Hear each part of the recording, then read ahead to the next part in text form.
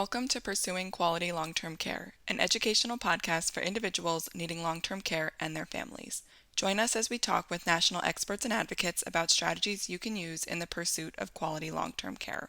Although LGBTQ community members have the same rights as all other long-term care consumers, they often face hardships such as discrimination and stigma that their straight and cisgender counterparts do not. In this episode, we are joined by Sherrill Wayland, Director of Special Initiatives at SAGE, to discuss some of the challenges these residents face, what questions LGBTQ older adults should ask when comparing facilities, and best practices for facilities to train staff and maintain an inclusive community. Despite the challenges that exist, Sherrill shares some encouraging indicators of progress among facilities in states across the country. Hi, everyone. I'm Jocelyn Bogdan with Consumer Voice. Today, we're going to be talking with Sherrill Wayland from SAGE. SAGE is the largest organization advocating on behalf of and improving the lives of LGBTQ elders, and they've been doing it since the 1970s.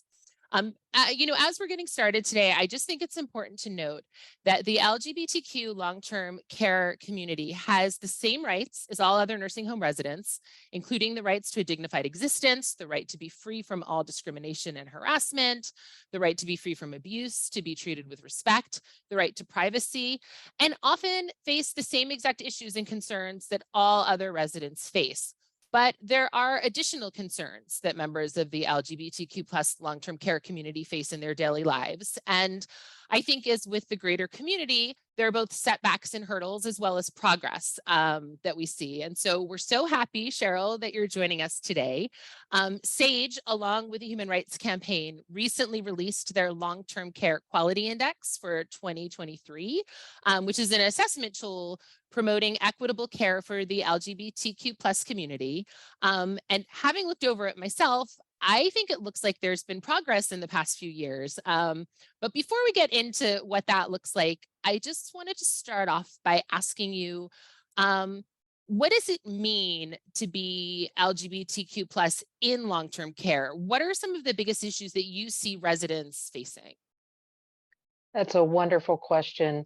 You know, for many LGBTQ older adults, we've oftentimes heard that one of their biggest concerns is, should I need a long-term care community as I age? Will I be able to find a community that accepts me for who I am, that recognizes, if I have a partner, that they're recognized, they're welcome to visit me, that my family, is supported, and that I won't face discrimination and stigma.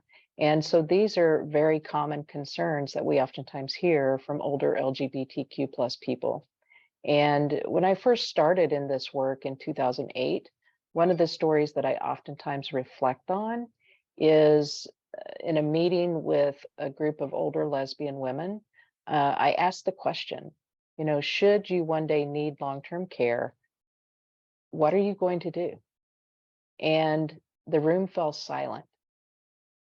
And finally, one of the women spoke up and said, well, I guess should that day come, I'll just need to move to a new city or state that is more accepting of me as a lesbian woman, so that I know that I can find a place where I'm, welcomed and where I won't face discrimination and potentially abuse and neglect. So, those are some of the common concerns that we hear from our LGBTQ older adults. Yeah. That makes a lot of sense. That brings me sort of to, thinking about the population or the city that she was in. What sort of, I guess, additional hurdles, and I mean, maybe that's one of them, do people who aren't just part of the LGBTQ community, but who also are people of color, people who live in poverty, people who live in rural areas, or even just very unfriendly areas, a lot of those populations face issues when moving into nursing homes, regardless of their gender identity or sexual orientation. But I imagine the issues that other members of the LGBTQ population face are magnified for those populations. Right. And that's one of the things that we really try to stress in our work is to think about the intersectionality of, people accessing services. I think especially long-term care services and supports. So if we think about the that lens of intersectionality, if you're an older adult, a person of color, aging with a disability, who also is a member of the LGBTQ plus community, there may be multiple barriers that you're facing. And so it's really important that we look at the whole person and make sure that we're taking all of those identities into consideration when we're working with folks. So we need to think about, our cultural awareness, across all of those identities that a person holds. What are their specific needs? Are they facing, a number of different challenges and barriers to accessing care? How can we be there to best support them? So those are all things that we really encourage folks to think about and, make sure that they're really providing competent services and supports for folks. How large do you estimate this population in long-term care to be? And I realize that might be a little bit difficult because I imagine there are people who aren't out or who are, quiet about their identities. But what do we think we're talking about, I guess? Yeah. That, again, another excellent question. And I wish I could give you like this number of Sure. LGBTQ plus people are receiving long-term care services. But the reality is that we have not done a good job yet of collecting data. And when I talk about collecting data, I mean demographic data. Right. So, giving people the opportunity to identify as LGBTQ plus when they're accessing services, just like we do other data such as race, ethnicity, gender.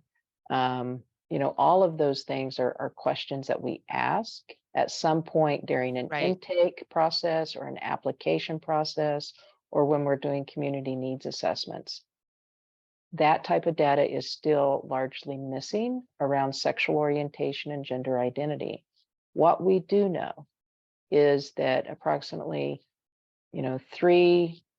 anywhere from 3 to 4, 5% of older adults identify as LGBTQ. We also know that LGBTQ plus older adults are less likely to have children and more likely to live alone.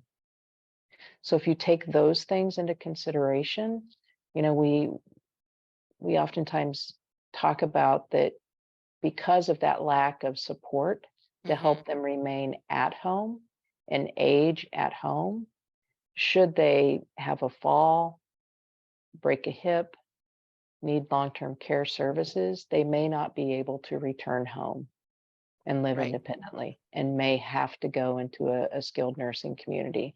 So we estimate that there are a high number of LGBTQ plus older adults who are residing, in our long-term care communities today.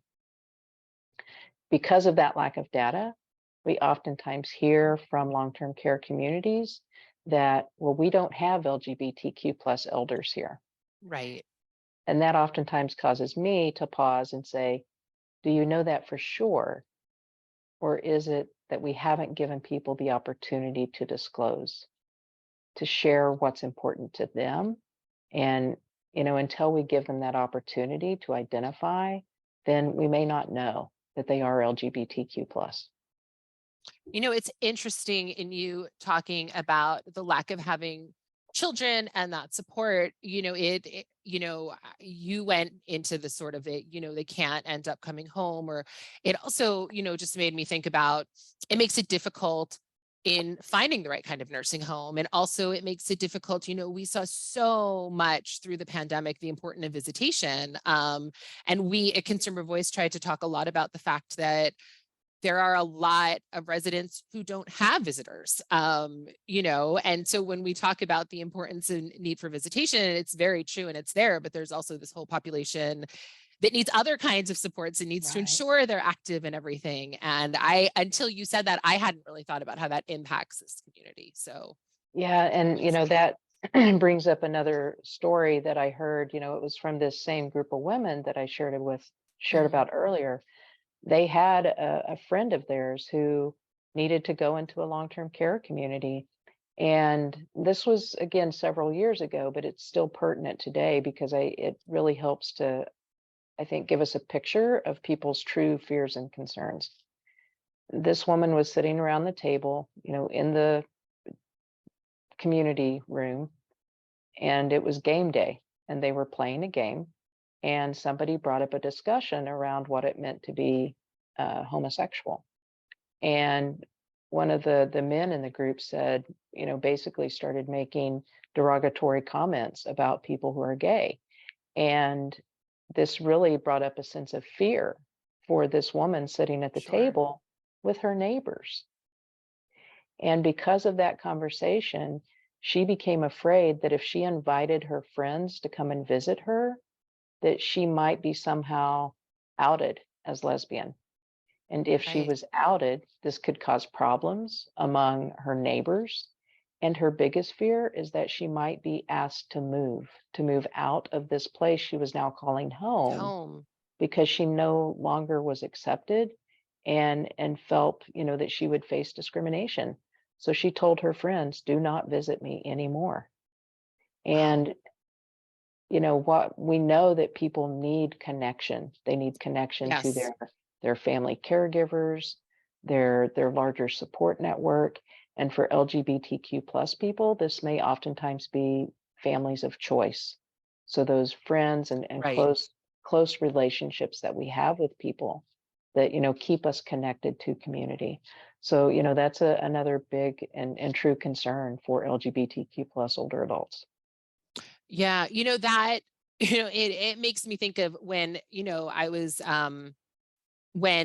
when I was reading over your long-term care quality index, there was an example or a story of a lesbian couple that it was a very positive story. They were taking Right. tours, they were visiting various facilities, and trying to like kind of suss out like where they would feel the most comfortable.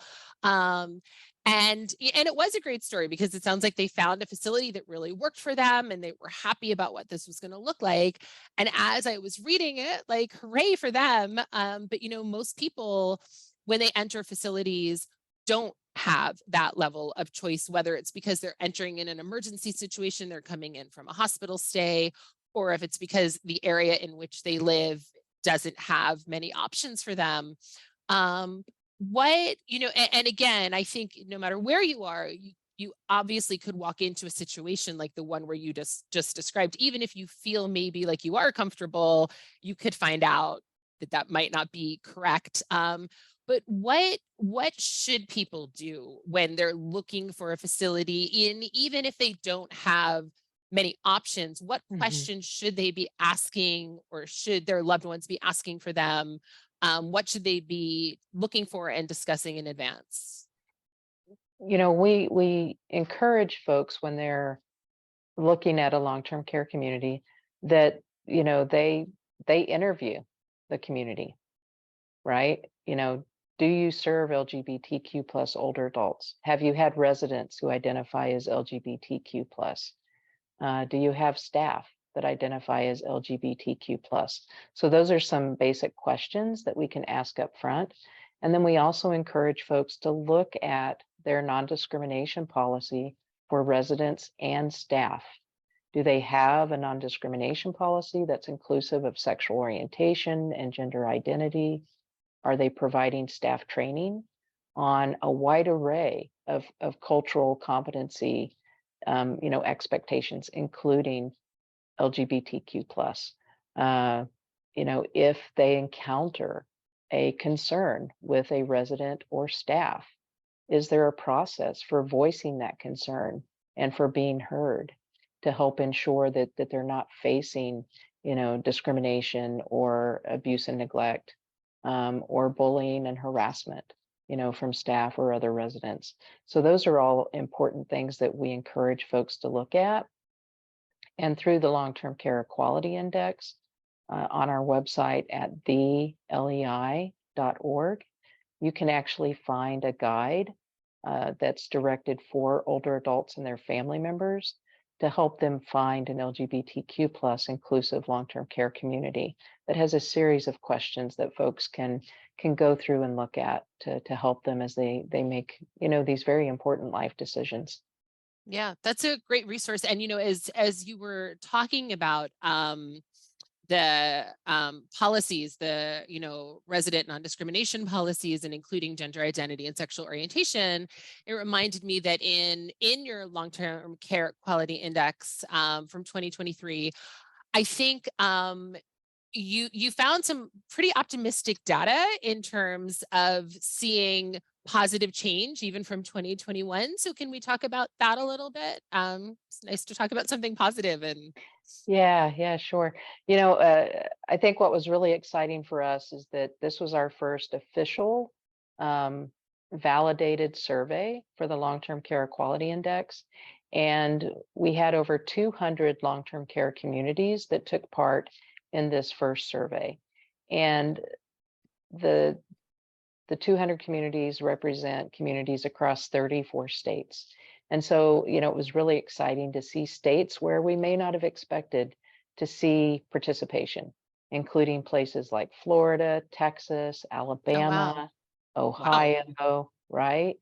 So places we oftentimes think it's, large metropolitan areas in New York and California, sure, where you're going to see more LGBTQ plus inclusivity.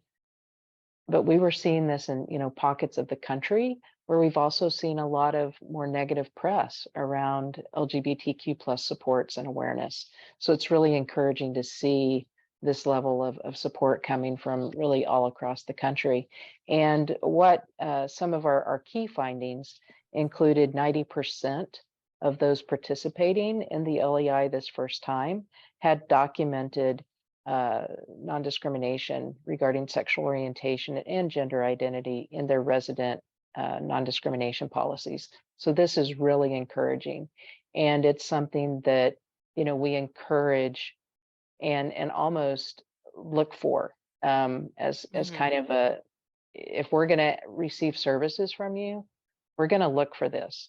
And if we don't see LGBTQ plus inclusive non-discrimination statements, then we may go down the road to the next community until we find that place that has this information. So even if a long-term care community is well-intended, they want to serve the LGBTQ plus community, if you don't have these policies in right. place, then we may pass you by. And so that's why, the long-term care quality index is so important, so that we can Yeah. work with these communities to uplift the ones that, want to work with LGBTQ plus older adults and to really embrace inclusion. So that kind of brings me to, can we talk a little bit, and I know this is like a very broad topic, but Mhm. a little bit about best practices. You talked about staff training. If we could talk a little bit about what that looks like, but also, to me, in like thinking about this issue, the other big thing is really resident education. And that sort of goes back to the example that you gave earlier, of this, gentleman speaking, very out of turn. But you know what what kind of should that look like, and what I think, to say what should LGBTQ plus residents expect, they should expect to be able to come in and have all of their rights honored, but what, in terms of that, in terms of resident education, like what is the best sort of case scenario, and what are we really looking for in that? I'm just pausing to make sure that my dogs remain calm. That's okay. Yeah. So as part of the long-term care quality index, we have 4 major areas that we're looking at. And it starts with foundation policies. This includes non-discrimination policies for not only residents, but their families as well as staff, and training criteria. Then we move into criteria that's looking at, how do we best support residents? Do we have supports in place that, really make sure that we're providing services that are LGBTQ plus competent. And that's really taking the training and then putting it into practice. So what are we learning? What are the specific needs?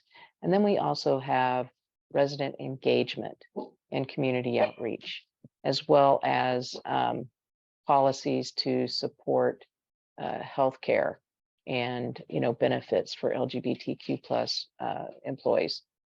When we think about residents and the needs of residents, it's important that we have a grievance policy in place, so that should anyone who's entering into a long-term care community face discrimination, harassment, from another staff or resident, that people have a way to voice that concern. Right. And it's important that residents understand what that means. Oftentimes I've heard of places saying, well, we really can't control what a resident does, thinks, says. Right. Of course, we can't control what they think, right? But we can put standards in place so that all residents know this is what it's expected to live here. And that's treating all of our neighbors from a place of dignity and respect. And if a person can't adhere to those community standards, then we have a way of working with that resident. Right. So,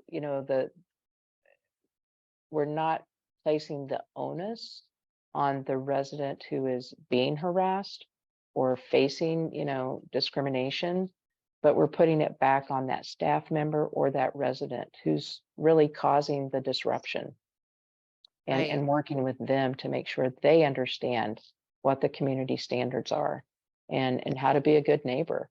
So I think that's important. And it's also important that, we take time to share and provide education, to the residents. Most residents today know of a family member who is LGBTQ plus. We developed what I believe is an amazing toolkit with PFLAG, who provides services and supports for family and friends of LGBTQ plus youth. And we actually designed a toolkit called Grandparents Coming Out in Support of Their LGBTQ plus Grandchildren. And this is a toolkit that I believe can be used as a discussion guide, inside of long-term care communities. So we're helping grandparents to better support and really come out as allies for their family members. And in turn, this helps them better understand some of their neighbors who may also identify as LGBTQ plus.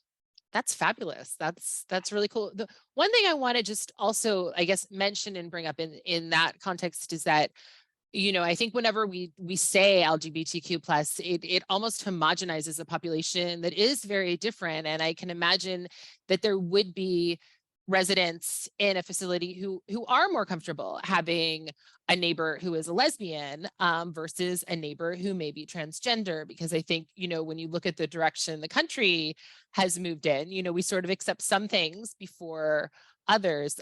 So I sort of want to clarify, and I'm sure you could do this better than me, that not everyone who is in this population is going to walk into a facility and have the same experience or the same experience as their neighbor who might carry with them a different type of identity.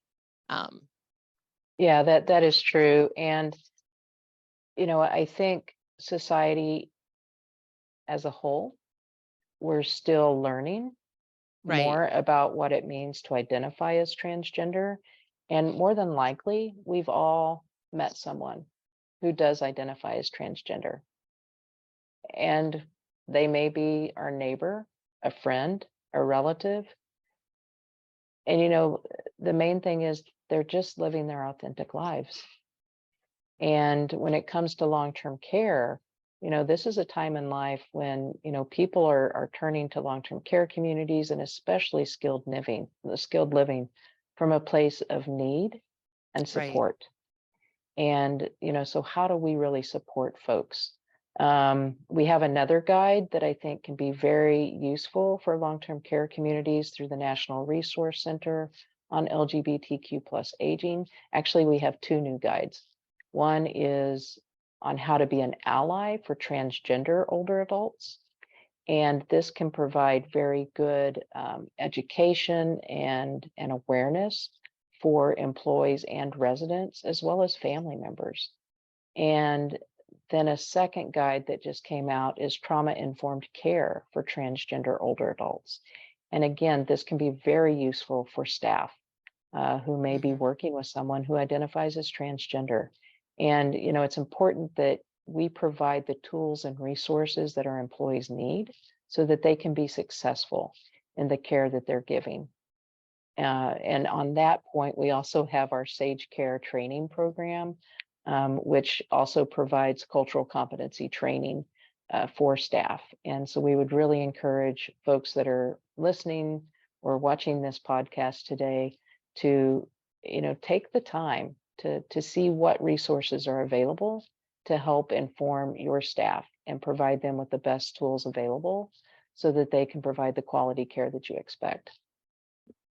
Do you have any positive examples of culture changing within a facility? Because I can imagine that, in the past 10 years, there has probably been a tremendous amount of learning just through general culture that has happened for both staff members and residents. So do we have any,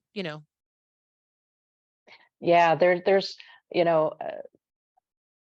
one of the new things that I've started saying is with challenge comes opportunity. And, when I first started doing this work in 2008, I would offer to come in and do presentations and attend conferences, and I was oftentimes turned away. People weren't inviting me in. They wow. weren't welcoming us to come in and do this type of work.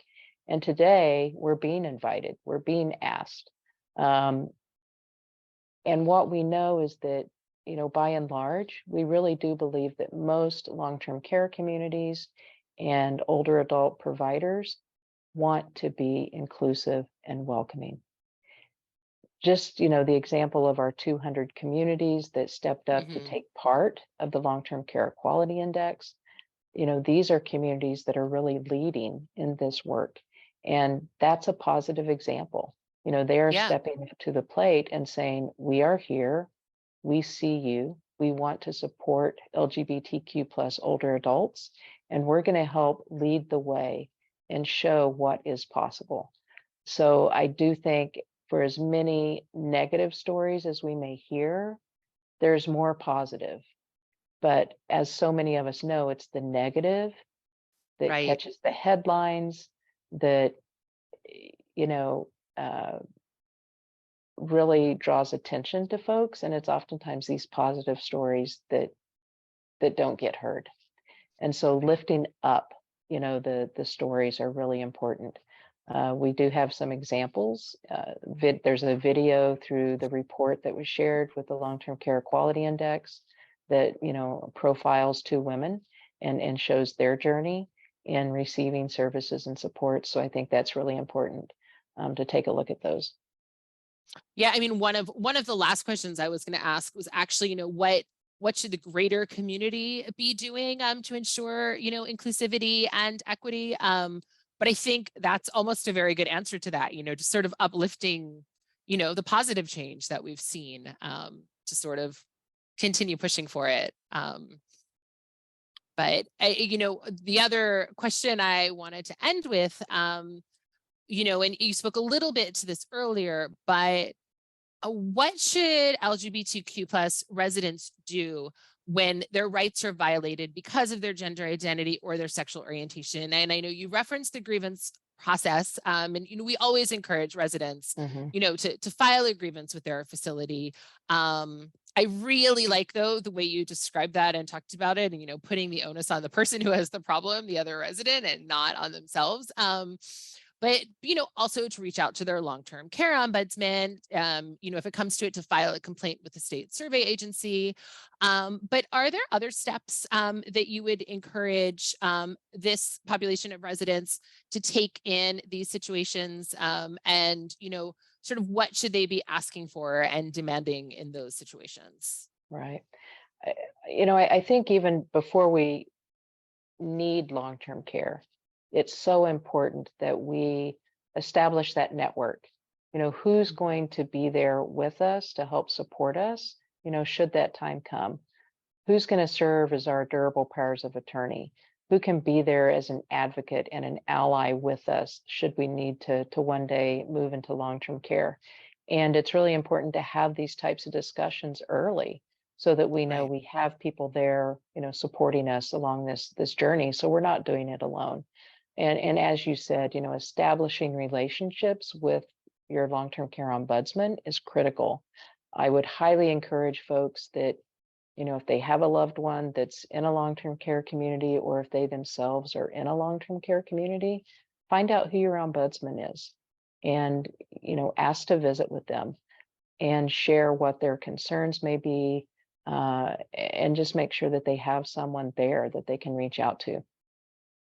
And then, I would also encourage folks, we have a hotline through SAGE, and it's the SAGE National LGBTQ Plus Elder Hotline. And if you give me just a minute, I should have had this number pulled up, but I will find it for you.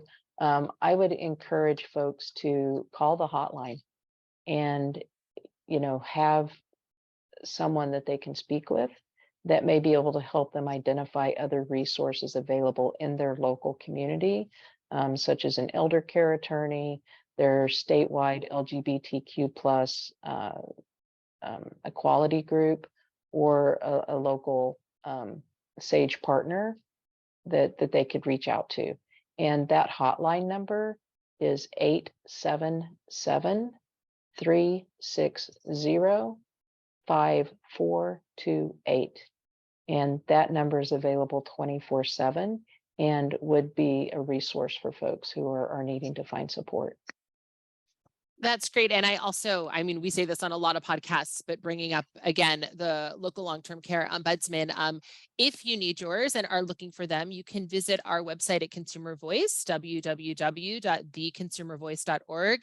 And if you go to the tab that says Get Help, you will find a map of the country and all of the states listed, and you can click on your state either on the map or on the list, and it will take you to that information as well. Because I think you're right. I think, I mean, for any resident, but certainly residents who are from a population that is often more disenfranchised than others, it is really important to sort of set up that relationship, and know that there's somebody out there who can help you.